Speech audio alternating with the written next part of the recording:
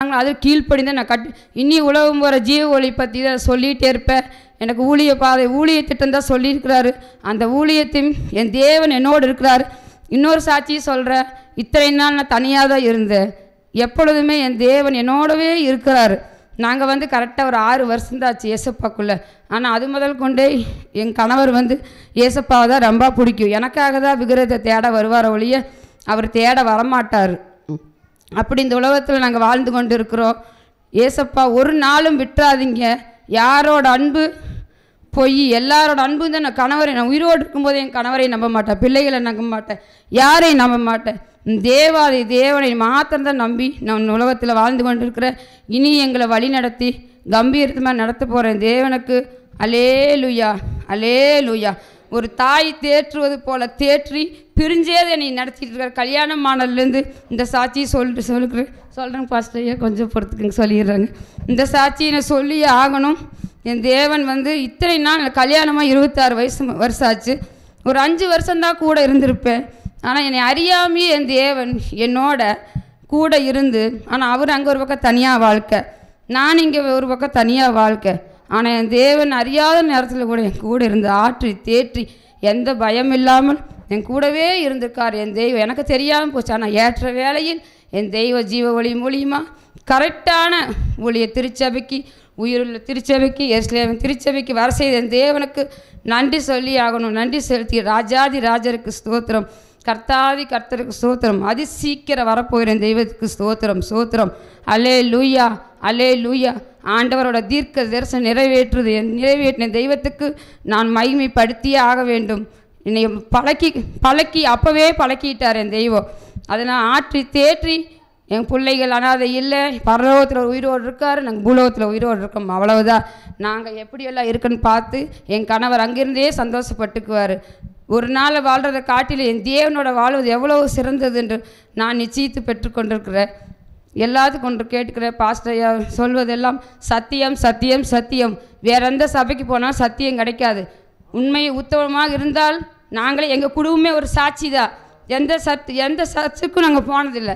சங்க வரி கட்டினாதான் புதைப்பாங்க. ஆனால் 1 மணி நேரத்தில் எல்லாம் என் தேவன் அற்புதமாய் சொந்த இடம், ஒரு நிலம், ஒரு சென்ட் நிலம் கூட எங்களுக்கு கிடையாது. ஆனால் என் தேவன் அருமையாக சொந்த இடத்துல எல்லாம் ஆராதனையோடு செய்து பாஸ்டரையா எங்கெங்கேருந்து வர வச்சார் தெரியாது. எல்லாம் நேர்த்தியாக வர வச்சு எல்லாம் நேர்த்தியாக ஜீவொளி பாஸ்டர் எங்கேன்னு கேட்டாங்க. ஜீவொளிக்கு தான் போவேன்னு சொன்னேன். அவர் வர முடியாத தவிர்க்க முடியாத சூழ்நிலை, இல்லைன்னா வந்திருப்பார், முக்கியமான வேலையாக இருக்காருன்னு சொல்லி எங்கள் சபை மக்கள் ஒருத்தர் வரலையா? எங்கள் சபை மக்களுக்கெல்லாம் யாருக்கு தெரியாது, நான் தெரிவிக்கலை. எங்கள் பாஸ்டரையாவுக்கு தெரியும், சொல்லியிருக்கிறார். வர முடியாத மிகவும் வர முடியாத சூழ்நிலை என்று நான் சொன்னேன். இது எல்லாம் தேவனோட காரியம். எல்லாம் நேர்த்தியாக சொந்த இடத்துல புதைக்கும்படிக்கு என் தேவன் பரலோகத்தில் ஜீவனோடு இருக்கார். அற்புதங்களை அதிசயங்களை செய்து என் தேவனுக்கு நன்றி செலுத்துகிறேன். நன்றி நன்றி. ராஜாதி ராஜருக்கு ஸ்தோத்திரம். இன்னும் என் பிள்ளைகளும் எங்களுக்கு ஆவிக்குரிய வாழ்க்கையில் இன்னும் எங்களை பலப்படுத்தி ஆண்டவர் சித்தத்தின்படி என் தேவன் ஜீவக்கூடம் பெற்றுக் கொடுத்துட்டேன். என் ஏசப்பா என் விசுவாசத்தில் ஜீவக்கூடம் என் கணவருக்கு நான் வாங்கி கொடுத்துட்டேன். அவர் உத்தமனோட விலங்கினப்படி அவர் ஜீவக்கூடத்தில் பெற்றுட்டார். அதுக்கு நன்றி செலுத்துகிறேன். அப்பா என் தேவனுக்கு ஏசப்பா இல்லைன்னு எங்கள் வாழ்க்கையில் நான் இந்த அளவுக்கு தைரியமாக இருக்க முடியாது. ஆற்றி தேற்றி எல்லாவற்றிலும் என் தேவன் அப்பா எங்களை நடத்தி வந்த இனியே நடத்துவார். அற்புதங்கள் எங்களுக்கு கொடுத்த வாக்கு தத்துவங்களால் நிறைவேற்ற வல்லவராக இருக்கிற அதிசயங்களை காணப்பட எத்தனையோ வாக்கு தத்துவங்கள் கொடுத்துருக்காரு என் தேவன். ஒரு நாளும் என் தேவன் விடமாட்டார்.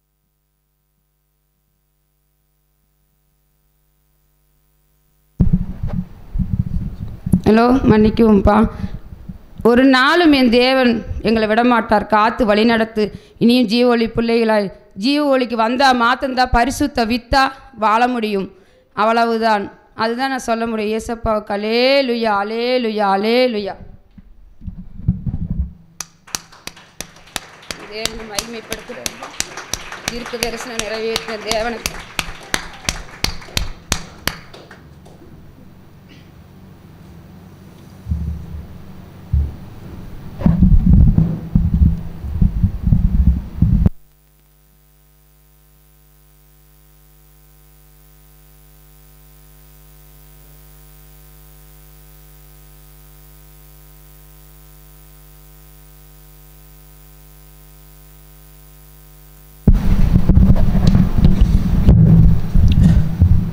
பிரஸ்லாட் ஒசூர் இருந்து வந்துக்கிறேன். என் பேர் காலேப்பு. இந்த நாளில் நம்மளை எல்லோரும் உயிரோடு வைத்து எங்கெங்கோ பிறந்து எங்கேயோ வளர்ந்து நம்மளை எல்லோரும் ஒன்றா சேர்ந்து நம்மளை ஆராதிக்கவும் துதிக்கவும் ஆண்டவர் இந்த நாளில் நம்மளை ஆயத்தப்படுத்தி இருக்கிறார். அருமையான ஆவிக்குரிய தகப்பன், ஆவிக்குரிய அம்மா மணிக்கணக்காக பாடுவாங்க. அவங்க இல்லைன்னா இன்றைக்கி நம்ம கிடையாது. அவங்க நின்று இரவும் பகலும் ஜெபம் பண்ணி நம்மளை எவ்வளோ ஆபத்திலிருந்து நம்மளுக்காக இரவும் பகலும் உபவாசம் இந்த நாளில் கூட பாரு, நம்மளுக்காக உபவாசம் போட்டு 4 மணி நேரம் நின்று ஸ்டேஜில் பேசுகிறவர் ஒரே ஊழியக்காரர் இவர் தான். ஒரு தண்ணி கூட குடிக்க மாட்டார். ஒரு நைட்டெல்லாம் ஆகும் நான் வர ஒசூர்லேருந்து இங்கே வர்றதுக்கு. எதுக்கு வர? பெரிய பெரிய சர்ச்சில் தேவன் கிடையாது, பெரிய பெரிய பில்டிங்கிலெல்லாம் கிடையாது. அது இருந்து நாளெல்லாம் போயிடுச்சு. அந்த இப்போ பாரு, இது சர்ச்சின்னு யாருமே சொல்ல முடியாது. வீட்டில் தான் ஒரு வாசம் பண்ணுற ஒரு தேவன். இது வீடு ஒரு சர்ச்சின்னு சொல்ல முடியுமா? வீடு மாதிரி எவ்வளோ அவருக்கு ஆண்டவர் அவருக்கு எவ்வளோ நல்ல ஒரு ஞானத்தையும் அறிவும் தெளிவும் புத்தியும் கொடுத்து எப்படி கட்டிக்கிறாரு பார்த்தியா? வீட்டில் தான். அந்த நாளில் கூட போகிறத வீடுங்களில் தான் பைபிளில் பார்க்கும்பொழுது வீடு வீடாக தான் இயேசு ஜெபம் பண்ணார். மரித்து 3ஆவது நாளில் உயிரோடு இழந்த கர்த்தர் இன்றைக்கி எங்களுக்கு எவ்வளவோ ஆபத்து, எவ்வளவோ பிரச்சனை, ஃபோன் போட்டு அவர் ஜெபம் பண்ணுவார். உடனே பையனுக்கு ஒரு நேரத்தில் ஆக்சிடெண்ட் ஆகி தலை ஒரு லாரி அந்த டயர் பெஸ்ட்டாகி அந்த தகரம் பெஸ்ட்டாகி அப்படியே சுற்றின்னு வந்து இங்கே அடித்து கீழே விழுந்து மூக்கில் வாயிலெல்லாம் ரத்தம். நான் அவ்வளோதானா நினச்சிட்டேன். உடனே ஃபோன் போட்டேன். ஃபோன் போட்டதும் ஒன்றும் ஆகாது, நீ ஹாஸ்பிட்டல் எடுத்துன்னு போ, நான் ஜெபம் பண்ணுறேன். என்ன ஆகாதுன்னாரு. எல்லா இடத்துக்கும் எல்லாம் நார்மல் ஆகிடும்னாரு. அதே மாதிரி ஒரே 1 மணி நேரத்தில் அந்த இன்ஜெக்ஷன் பண்ணி ஒரே அந்த வீக்கம் ரத்தமெல்லாம் நின்று போச்சு. இவர் என்ன சொன்னாரோ அப்படியே ஆச்சு. எல்லாம் எக்ஸ்ரே என்னென்ன எடுத்தோமோ எல்லாமே எடுத்தோம். எல்லாமே நார்மல் தான். நீ எங்கே போய் எல்லாமே என்னென்ன டாக்டர் சொன்னாரோ எல்லாம் செய்ய, எல்லாம் நார்மல் தான் அப்படின்னாரு. எல்லாமே நார்மல் தான். இப்போ கூட பாரு, உடம்பு சரியில்லாமல் தான் அங்கே கொஞ்ச நாள் வர முடியல. மாதம் வர்றது தான். இந்த நாளில் உயிரோடு நிற்கிறேன்னா தேவ கிருபை தான். அவர் இயேசு இல்லாமல் நம்மலாம் உயிரோடு வாழவே முடியாது. 2வது தசபாவத்தில் கையை வச்சா சாபம். தசபாவம் தான் மெயின். நம்ம நல்லா வாழணும். நான் தசபாவம் தான். நான் அதில் கையை வச்சேன், கடையே ஸ்டக் ஆகிடுச்சு. எந்த கடை பூரா அப்படியே நின்று போச்சு. தசபாகம் எடுத்து வச்சு அதில் எடுத்து நான் செலவு பண்ணேன். பூரா அப்படியே கடை எல்லாம் ஸ்டாப் ஆகி திருப்பி பையனுக்கு விரல் மேலே அந்த கடை பெட்டி அந்த கிரெயினில் தூக்கி வைக்கும்போது கால் மேலே விரல் மேலே இறக்கி கால் இதாகி ஹாஸ்பிட்டலுக்கு போயிட்டு அதில் இடத்த துட்டு டபுளாக 20-30 ரூபாய்க்கு செலவாகி போச்சு. அந்த மாதிரி நம்ம வாழ்கிறதுக்கு தசம்பாகம் தான் மெயினே. எனக்கு தெரிஞ்சு நான் நிறையா அடிபட்டுட்டேன். தசம்பாகம் எடுத்து வச்சாக்கா அது எப்படி வருதுன்னே தெரியாது. கடவுள் எந்த மூலையிலேருந்து கொடுக்குறாருன்னே தெரியாது. ஆட்டோமேட்டிக்காக வருது. தசம்பாகத்தில் கையை வச்சா குளோஸ். எல்லாம் வாழ்க்கையே லெஸ் ஆகி போகுது. எல்லாம் அடி நிறையா செலவுங்கோ விரையுங்கோ நிறையா ஆகுது. இது நான் ஒரு சொல்லணுன்னா நிறைய சொல்லலாம். இது ஒரு சிறு சாட்சியாக சொல்கிறேன். அருமையான ஆவிக்குரிய தகப்பனுக்கு ஒரு சிறு கையை தட்டுங்கோ, கரையோசை கொடுங்க. அருமையான அம்மா மணிக்கணக்காக பாடுவாங்க. இப்போ கூட பாரு, காலையிலேருந்து தொண்டை என்னவோ கோல்டு ஆகிட்டு பாட முடியல. அப்போ கூட உடலை அவங்க பிச்சு ஒதுக்கிட்டாங்க. உடலை அது சரியாக ஆகிப்போச்சு.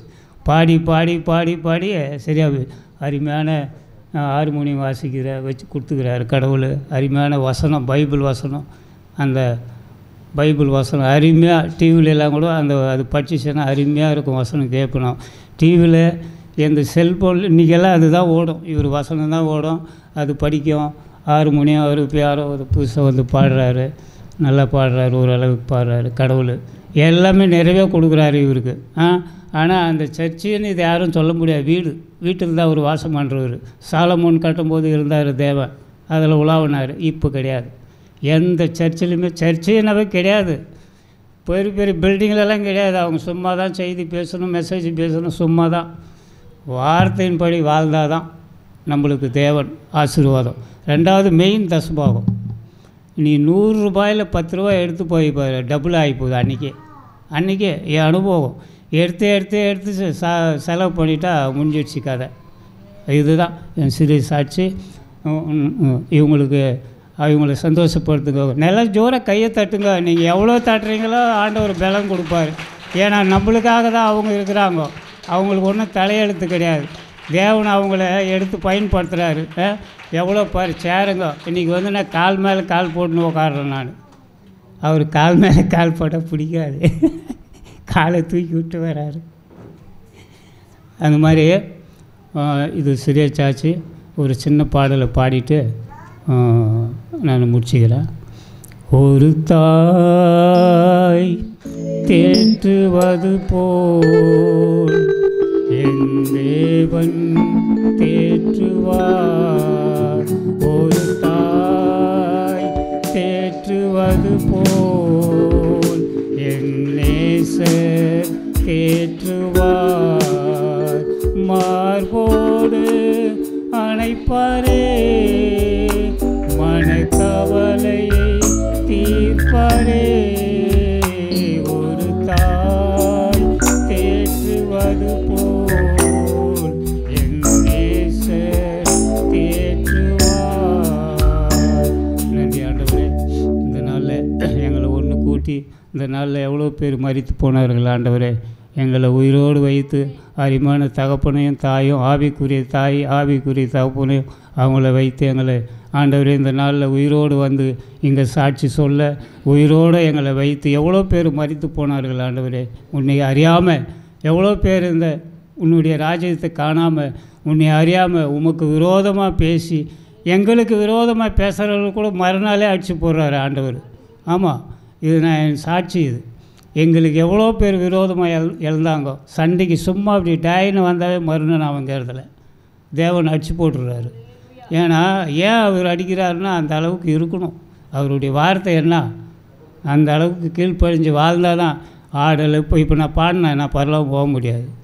ஆடல் பாடல் இதில் எல்லாம் பரலோகம் போக முடியாது. அவருடைய வார்த்தை அந்நாளிலே என்னை நோக்கி கர்த்தாவே கர்த்தாவே நானும் உங்களை அறியேன்றார்.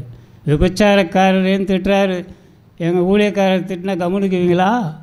ஆண்டவரே திட்டிக்கிறாரு. ஏன்னு கேளு, அவருடைய வார்த்தைக்கு கீழ்ப்படியாமல் ஆடுறது பாடுறது எகுறது அங்கே சுற்றுறது இங்கே சுற்றுறது இப்படியெல்லாம் இருந்த வேலைக்காகாது. ஏசுனா லேசு கிடையாது. வார்த்தை தான், அவருடைய வார்த்தை தான். நான் இவ்வளோ பேசுகிறேன், நான் பரலோகம் போகணுன்னு எனக்கே தெரியாது. ஆனால் அவருடைய வார்த்தைக்கு கீழ்ப்படியும்போது நம்மளை உயர்த்திடுறாரு. உனக்கு விரோதமாக எவனுமே முடியாது. என் வயசில் அவர் ஏற்றுக்கின்னு போனால் நான் நிறைய பார்த்துட்டேன். டாயின்றோம் மறுநாள் அங்கே என் கடையானுக்கு எழுதலாமா, காலை ஓடிச்சிக்கிறான், கையை ஓடிச்சிக்கிறான், விழுறான். என்ன இல்லை, நைட்டில் ஒரு 12-1 மணி இருக்கும். நம்மளது பெட்டி கடை தான், திராட்சை கடை ஒசூரில். மரம் ஒழிஞ்சு டிவிஎஸ் அந்த வண்டி அங்கே நிற்க வச்சுக்கிறேன். மரம் ஒழிஞ்சு பெரிய மரம் ஒழிஞ்ச மரம் டிவிஎஸ் மேலே விழுந்துருச்சு. போச்சுடா வண்டின்னு நினச்சேன். அதை தூக்கவும் முடியாது. நின்று யோசனை பண்ணுறேன், என்னடா பண்ண. டக்குன்னு ஒரு 5 பேர் வந்தாங்க. எங்கேருந்து வந்தானுங்கன்னு தெரில. நானா இருண்ணா நில்லுண்ணா எல்லாத்தையும் தூக்கி அப்படி விட்டுட்டு வண்டியை நிறுத்தி வச்சுட்டு போயிட்டானுங்க. ஒரே ஒரு 5 நிமிஷம் தான், 10 நிமிஷம் தான். எங்கேருந்து வந்தான்னு தெரியல. அந்த மாதிரியெல்லாம் தேவன் எவ்வளோ ஆபத்து, எவ்வளோ அவமானங்கள், எவ்வளோ நிந்தைகள், எவ்வளோ பரியாசக்காரர்கள், எவ்வளோ போராமைக்காரர்கள் இவங்க மத்தியிலெல்லாம் இருந்து நம்மளை தூக்கின்னு வராரு. ஏன்னு கேட்டால் உயிருள்ள தேவன் அவர் தான். வானத்தையும் பூமியும் படைத்த சர்வ மகிமுள்ள தேவனாக இந்த உலகத்தில் வேறு ஒரு தெய்வமே கிடையாது. எனக்கு தெரிஞ்சு என் பேரே கணபதி. நான் இந்துலேருந்து கன்வென்ட் ஆணுவேன். இன்றைக்கி அண்ணன் தம்பி அப்பா அம்மாவை எல்லாத்தையும் ஒதுக்கிட்டு நான் இன்றைக்கி ஒண்டியே நிற்கிறேன். எல்லாமே என்னை ஒதுக்கிட்டாங்க. நானும் போகிறதில்ல, சொல்லுவேன் ஆண்டவரை பற்றி, அவ்வளோதான். 4 பேர் நாங்கள் அண்ணன் தம்பிங்க. எல்லாம் கராத்தா மாஸ்டர் தான், நானும் கராத்தா மாஸ்டர் தான். ஆனால் உடம்பு சரியில்லாமல் உடம்பெல்லாம் டீல் ஆகி போச்சு. சிறிய சாட்சி சொன்னதுக்காக நன்றி. ஆண்டவருக்கு கொடியான கொடி நன்றியை தெரிவித்து இயேசு கிறிஸ்து நாமத்தில் ஜெபிக்கிறேன். ஆமென். Praise the Lord.